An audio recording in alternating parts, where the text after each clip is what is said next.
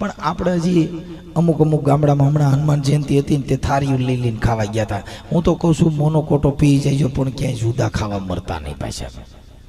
તમારો દીકરો આવો હનુમાન આપણો કાકાનો દીકરો થાય નીવડે ને ભેગું જુદું બેવું કેટલું દુઃખ થાય. હનુમાનજી ને મારા બાપુજી બે હગા કાકા બાપાના ભાઈઓ. અમે રામ ભગવાન ભેગા હતા, બાલીન સુગ્રી. પછી અમારા મોઢા બહુ આમ હનુમાન જેવા હતા. દવા લઈ લઈને સર્જરીઓ કરી કરીને માંડ હેરખા કર્યા, નકર આમ વળી ગયેલા હતા, મળાઈ ગયા હતા. કેમ કે રામ ભેગી નકરી સેવા જ કરી. પછી ફળ ફ્રૂટ ખાતા,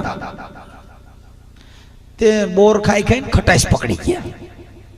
હનુમાનજી મુસાફરી હતી ને બોર દેખાડ્યા, એમાં સબરીએ બોર ખવડાવ્યા. રામ ભગવાન જોયું, લક્ષ્મણજીએ જોયા, ભેગા પડી ગયા. કેમ કે નકરી ખટાઈશ, જાજુ ખાટો ખાવ તો ખટાઈ આવી જાય. પછી હનુમાનજી નો પહાડ લેવા અને પાંદડા પાયા. ઈ લક્ષ્મણજીને મુસાફરી ગઈ. હનુમાનજીને ખબર હતી કે ભાઈ જડીબુટી લેવો કે ઓલા પહાડમાં છે. એટલે હનુમાનને કઈ ખબર નથી. બાપુ કઈ મને આમાં કઈ હેર પૂછીને પહાડ ગોતી આવ્યા. બોડીના પાંદડા નીપોલીને વાય આવીને પાછા લક્ષ્મણજી બેઠા થયા. એને ખબર પડી ગઈ પાછી ખટાઈશ ખાલી આવી. પાછું ખટાઈશ હું ગાડી પાછા બેઠા થઈ ગયા. ખરેખર ખટાઈશ હતી. એટલે આપણામાં ખટાઈશ હોય. એટલે આપણે ક્યાંય જુદું જમવા જવું નહીં.